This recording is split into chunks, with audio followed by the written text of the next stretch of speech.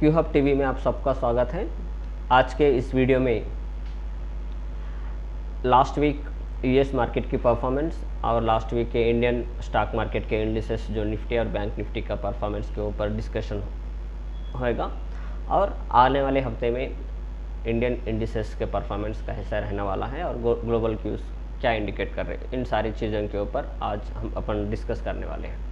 पहला एक बार अपन US market की परफॉर्मेंस और यूएस मार्केट की क्लोजिंग ऑब्जर्व करें तो एक सरप्राइजिंग, पिछले कई हफ्तों से यूएस मार्केट नेगेटिव क्लोज हो रहा था। मीन्स ओवरऑल 1 वीक का अगर परफॉर्मेंस एक्यूमुलेट करके अगर इंटरप्रेट करें तो week to week US markets negative से क्लोज हो रहे थे, लेकिन इस बार डाउ जोन्स फ्लैटिश क्लोजिंग दिया था।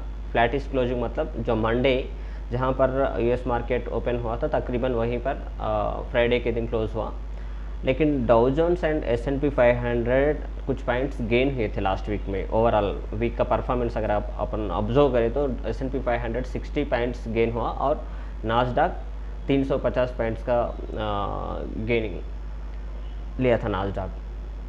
द मेन रीज़न 3 इंडिसेस का परफॉर्मेंस के पीछे एक ही रीज़न था जो अपन पिछले वीक के वीडियो में डिस्कस करे थे। जो यूएस मार्केट में जो डेट सीलिंग का इशू चल रहा था उसके नेगोशिएशंस लास्ट वीक कंटिन्यू हुए थे। कुछ इंडिकेशंस आए थे कि जो Republican Congress and democratic people के बीच में जो डिस्कशंस हो रहे थे वो कुछ पॉजिटिव इंडिकेशंस दिए थे। तो उसी के वजह से जो इंडिसेस है डाउ जोन्स S&P 500 अच्छी क्लोजिंग दिए थे लास्ट वीक। लेकिन जो फ्राइडे के अगर यूएस मार्केट के परफॉर्मेंस ऑब्जर्व करें तो फिर एक बार नेगेटिव में क्लोज हुए थे, क्योंकि जो एक न्यूज़ आया था, जो डिस्कशंस था, जो डेट सीलिंग का इश्यूज़ के नेगोशिएशन पे एक पॉज आया, हाल्ट आया था, लेकिन क्यों जो टेम्पररी फिर एक बार रुकावट आई थी और डिस्कशंस के बीच, उसी के वजह से फिर फ्राइडे के दिन एक नेगेटिव क्लोज देखे थे यूएस के 3 इंडिसेस में। अब इंडियन स्टॉक मार्केट में बैंक निफ्टी तो पॉजिटिव ही क्लोज हुआ। निफ्टी 100 पॉइंट लॉस हुआ था। सो निफ्टी अपन 18,300 के पास शुरू हुए थे मंडे के दिन, सोमवार के दिन, लेकिन जो शुक्रवार की क्लोजिंग देखे थे 18,203, लेकिन तकरीबन 100 पॉइंट के लॉस अपन निफ्टी में देखे थे। बैंक निफ्टी का अगर परफॉर्मेंस देखे तो ये बैंक निफ्टी 43,800 के पास शुरू हुए थे लास्ट मंडे के दिन, लेकिन क्लोजिंग 43,969 में तकरीबन 170 पॉइंट के गेन हम बैंक निफ्टी में देखे थे। तो निफ्टी क्यों निफ्टी में एक इसी को दो गिरावट तो नहीं कह सकते, एक कंसल्टेशन भी कह सकते हैं निफ्टी और बैंक निफ्टी में। निफ्टी का अगर फॉल के पीछे अगर रीज़न ऑब्जर्व करें तो एक बार अपन FI और DIS का डेटा ऑब्जर्व करें तो 16 के बाद FIS का पैसा धीरे धीरे कम होने लगा। जब 15 के दिन तकरीबन 17,000 करोड़ का नेट बाइंग हुई थी और 16 के दिन 14,000 करोड़ नेट बाइंग हुई थी, लेकिन जो 17 और 18 के दिन जो बाइंग वैल्यूम थी FIS की वो बहुत कम हो गई थी। At the same time DIS net seller थे और 16 के दिन 886 करोड़ की सेलिंग DIS की तरफ से हुई थी। 17 के दिन 200 करोड़ और 18 के दिन 849 की सेलिंग DIS की तरफ से हुई थी। इसी के वजह से हम निफ्टी में एक 18,267 से लेके 18,157 तक हम गिरावट देखे थे। लेकिन फिर 19 के दिन FIS नेट सेलर थे, लेकिन जो आंकड़े हैं वो बहुत कम है। सिर्फ 113 करोड़ की सेलिंग FIS की तरफ से हुई, लेकिन DIS उस दिन 1070 करोड़ की बाइंग हुई थी। इसी के वजह से निफ्टी लोअर लेवल से एक अच्छी रिकवरी अपने दिखाया था फ्राइडे के दिन। तो वो है निफ्टी और बैंक निफ्टी। और नेक्स्ट वीक में निफ्टी और बैंक निफ्टी का परफॉर्मेंस कैसा रहने वाला है? बैंक निफ्टी का तो अभी भी चार्ट के ऊपर स्ट्रांग है। सो वीकली चार्ट्स अगर देखें या डेली चार्ट देखो, bank Nifty still strong bank Nifty बार बार एक लेवल को टेस्ट कर रहा था, वो है 44,000 को टेस्ट कर रहा, लेकिन 44,161 को ब्रेक नहीं कर सक रहा, क्योंकि जब ऑलरेडी एक बार ऑल टाइम हाई को टच करके आया था, लेकिन इस बार new all time high create करने के लिए बैंक निफ्टी बार बार कोशिश कर रहा, लेकिन वहाँ पर जो 44,000 के ऊपर सस्टेन नहीं हो सक रहा, क्योंकि 44,000 के ऊपर कॉल रेटिंग बहुत ज़्यादा हो चुकी है। लेकिन यहाँ पर एक बात यह है, जब मार्केट एक नया हाई लगाने के लिए कोशिश करता, वो बार बार पिछले सपोर्ट्स को टेस्ट करेगा। वो स्टॉक मार्केट का एक धर्म है। जब एक न्यू हाई या न्यू ब्रेकआउट करने से पहले कोई सी भी इंडिसेस हो, कौन सी भी एक स्टॉक हो, बार बार पिछले जो लेवल्स सपोर्टिंग लेवल्स रहते वहाँ पर कई बार टेस्टिंग होती है। लेकिन एक छोटी पॉजिटिव न्यूज़ फिर वो बैंक निफ्टी या कौन सी भी निफ्टी या स्टॉक ब्रेकआउट दिलाने में सक्षम रखेंगी। सो वही यहाँ पर बैंक निफ्टी में अपन देख रहे हैं। सो 43,974 की क्लोजिंग हम फ्राइडे देखे थे। सो नेक्स्ट वीक अगर मार्केट और ग्लोबल क्यूज अगर पॉजिटिव है और मार्केट सेंटिमेंट्स भी पॉजिटिव अगर है, तो फिर एक बार न्यू हाई लगाने के लिए बैंक निफ्टी कोशिश करेगा। मैं यहाँ पर सजेशन ट्रेडर्स के लिए दूंगा कि जब तक मार्केट 43,071 और 43,445 के ऊपर बैंक निफ्टी रहेगा, तब तक ये bank Nifty buy and dips की स्ट्रैटेजी है। क्योंकि बैंक निफ्टी का चार्ट के ऊपर जो बड़ा सपोर्ट है 43,554 के ऊपर, 43,569 के पास एक अच्छा सपोर्ट है बैंक निफ्टी के लिए, और उसके बाद 43,440 के पास और बहुत स्ट्रांग सपोर्ट है बैंक निफ्टी के लिए। सो जब तक बैंक निफ्टी 43,440 के ऊपर ट्रेड करेगा, सो ये बाय एंड डिप्स की स्ट्रैटेजी रहने वाली है ऊपर के साइड। लेकिन जो फ्रेश बाइंग 44,161 और 44,100 ये तो प्रॉफिट बुकिंग का जोन है। लेकिन जब 44,161 को ब्रीच होके अगर ऊपर सस्टेन करा बैंक निफ्टी, तब फ्रेश बाइंग के लिए मैं एडवाइस करूंगा ट्रेडर्स के लिए। जब तक 44,161 ब्रेक नहीं करेगा बैंक निफ्टी डिसिसिवली, जब तक फ्रेश बाइंग के लिए मैं यहाँ पर सजेशन नहीं दूंगा। मार्केट को ऑब्जर्व करिए, एक्स्पेशली इंट्राडे ट्रेडर्स तो पिछले दिन के लेवल्स, लोअर लेवल्स को स्टॉप लॉस बना के वो लोग ट्रेड ले सकते हैं इंट्राडे। पोजिशनल बायर्स तो अब नीचे के साइड लेने की कोशिश करिए, और जब 44,160 के पास एक बार प्रॉफिट बुक कीजिए।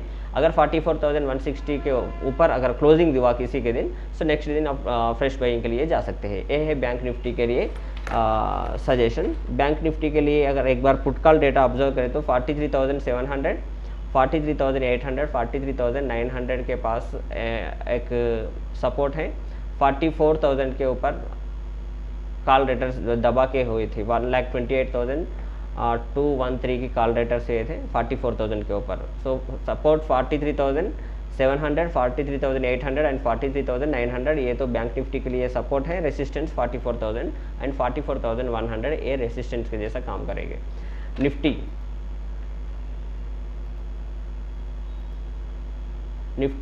बैंक निफ्टी से कंपेयर करें तो थोड़ा वीक है। बैंक निफ्टी में फ्रेश ट्रेड तभी होगी तब निफ्टी 18,338 के ऊपर जाके टिकने लगा, तभी निफ्टी में फ्रेश बाइंग के लिए मैं एडवाइस करूंगा।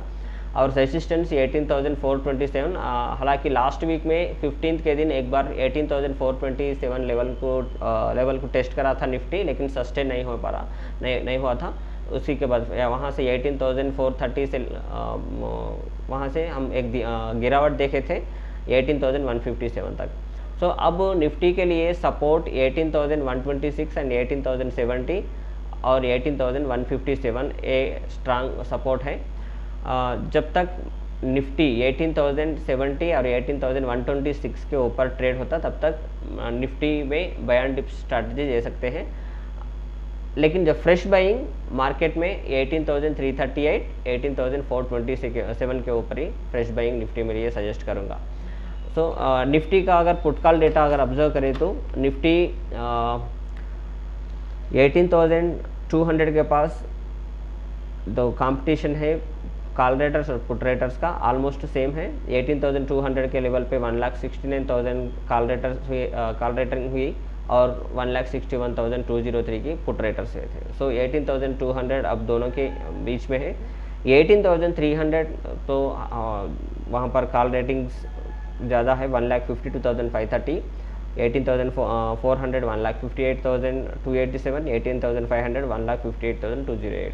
सो 18,300 18,400 निफ्टी के लिए एक बड़ा हर्डल है, क्योंकि वहाँ पर कॉल रेटिंग्स बहुत ज़्यादा हुई। सपोर्ट देखें तो 18,100 18,100 के पास 1,29,965 की पुट रेटिंग है। 18,000 के ऊपर 1,53,408 की पुट रेटिंग हुई थी। सो मार्केट अब एक मार्केट का रेंज 18,000 से लेके 18,300 का रेंज निफ्टी में बना हुआ है। अगर 18,000 अगर ब्रीच हुआ तो फ्रेश शॉर्ट पोजीशन के लिए मैं सजेस्ट करूँगा। 18,300 या 18,400 के ऊपर ब्रीच होकर सस्टेन होने लगा, मैं फ्रेश बाइंग के लिए यहाँ पर सजेस्ट करूँगा। सेम यहीं पर भी निफ्टी के जो इंट्राडे ट्रेडर्स है प्रीवियस डे के लोस को स्टॉप लॉस बना के हम ट्रेड ले सकते हैं। लेकिन 18,267 या 18,326 एक प्रॉफिट बुकिंग जोन है। एक बार निफ्टी अगर 338 के ऊपर ट्रेड होने लगा तो फिर फ्रेश बाइंग के लिए सजेशन दूंगा। सो ये है निफ्टी एंड बैंक निफ्टी के लिए नेक्स्ट वीक सजेशंस।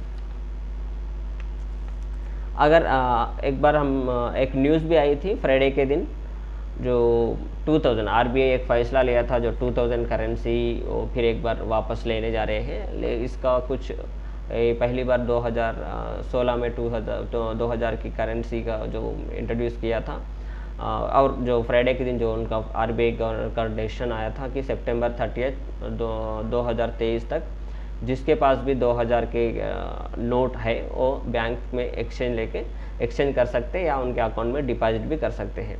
सो अब मार्केट में कई न्यूज़ आ रहे थे कि इसके वजह से कुछ इम्पैक्ट होता क्या इंडियन इकानमी के ऊपर, और ये डिसीजन से इंडियन स्टॉक मार्केट के ऊपर कुछ इम्पैक्ट होता क्या, ऐसा कुछ न्यूज़ आ रहे थे। लेकिन यहाँ पर मैं सजेशन दे रहा हूँ कि इसकी वजह से कुछ भी इम्पैक्ट ना स्टॉक मार्केट पे आएगी ना इंडियन इकोनॉमी के ऊपर आएगी, क्योंकि ऑलरेडी 2000 जो करेंसी है ऑलरेडी जो प्रिंटिंग वो ऑलरेडी स्टॉप हुआ था, वो रोक दिए स्टॉपिंग। अब जो सर्कुलेशन में बहुत कम परसेंटेज ऑफ 2000 करेंसी नोट है, तकरीबन 3.62 लाख करोड़ की सर्कुलेशन है 2000 नोट। अगर अपन परसेंटेज में कैलकुलेट करते हो सिर्फ 10 जो पैसा सर्कुलेशन में है उसमें केवल 10% का ही ये 2000 नोट का सर्कुलेशन है। सो उसका कुछ इम्पैक्ट इकोनॉमी के ऊपर या स्टॉक मार्केट के ऊपर नहीं रहेगा, क्योंकि कॉमन मैन के पास तो ये 2000 की जो करेंसी है ही नहीं। वो ऑलरेडी कॉमन मैन कभी 2000 क्यों बोलते, जो छोटे रिटेल शॉप्स है या रिटेल मॉल्स है वहाँ पर तो 2000 की करेंसी हम दिखने में तो नहीं आई, क्योंकि ऑलमोस्ट ये सिस्टम में चला गया था। बचा कुछ करेंसीज जो सर्कुलेशन में है वो आरबीआई अब सितंबर 30 तक कलेक्ट करने वाली है। सो कुछ इम्पैक्ट किस पे रहेगा बोले तो ये ज़्यादा इम्पैक्ट या जो कंस्ट्रक्शन फील्ड या रियल एस्टेट वाले या डायमंड बिजनेस जो करने वाले हैं उनके ऊपर थोड़ा इम्पैक्ट होगा, लेकिन उनके सेल्स के ऊपर कुछ भी इसका नेगेटिव एडवर्स इम्पैक्ट तो नहीं रहेगा। लेकिन बैंक्स में अब जो लिक्विडिटी जो इस बैंक्स फेस कर रहे हैं तो उन लोगों को इससे कुछ फ़ायदा होने वाला है, क्योंकि अब जिसके पास भी 2000 की नोट है, जो शॉप्स या बिजनेसमैन हो, कॉमन मैन हो या एम्प्लॉयज़ है, वो 2000 नोट्स अब उनके जहाँ पर उनके अकाउंट्स रहते हैं वहाँ पर डिपॉजिट करने हैं। इससे जो बैंकिंग जो डिपॉजिट के जो प्रॉब्लम्स रहेगी बैंक का वो चालू हो गया, और at the same time temporary जो लिक्विडिटी प्रॉब्लम्स फेस कर रहे हैं बैंक, तो उसकी उन लोगों को लिक्विडिटी प्रॉब्लम अब एक सोल्यूशन मिलेगा। तो यहाँ पर ज़्यादा डिस्कस करने के लिए कुछ नहीं है 2000 करेंसी के ऊपर। 2000 करेंसी अब मेन रीज़न क्या है, ऐसे कुछ भी डिस्कशंस हो रहे थे कि क्या ऑल ऑफ सडन आरबीआई ऐसा क्यों फैसला लिया था। ऑलरेडी एक बार जो आरबीआई जो प्रिंटिंग रोक गई तो उसके बाद कहीं ना कहीं तो जो पैसा सर्कुलेशन में है वो लेना पड़ेगा, फिर सिस्टम में लेना, जो सिस्टम में जो बचा कुछ पैसा है वो पीछा लेने के लिए आरबीआई कभी भी कोशिश करेगी। और जो मेन रीज़न है जो इलेक्शन, जनरल इलेक्शंस भी आने वाले हैं दिसंबर में, तो उससे पहले जो हाई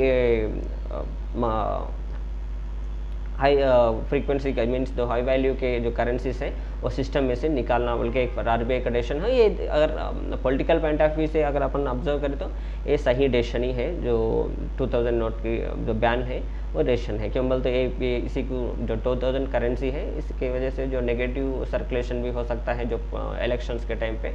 सो वो अब 2000 नोट बैन लगाने के बाद वैसे कुछ नेगेटिव यूटिलाइजेशन 2000 करेंसी का नहीं होगा। सो ये है 2000 करेंसी का एनालिसिस। सो नेक्स्ट वीक फिर एक बार मे बी ये तो निफ्टी जो बैंक निफ्टी का जो मूड बना हुआ है इसी को हम कंसल्टेशन के लिए ट्रीट करेंगे। सो नेक्स्ट वीक होप ये ब्रेकआउट या ब्रेकडाउन दो भी एक्सपेक्ट कर सकते हैं, लेकिन चार्ट के ऊपर निफ्टी और बैंक निफ्टी अभी भी स्ट्रांग है। सो ये है आज की वीडियो। Thank you.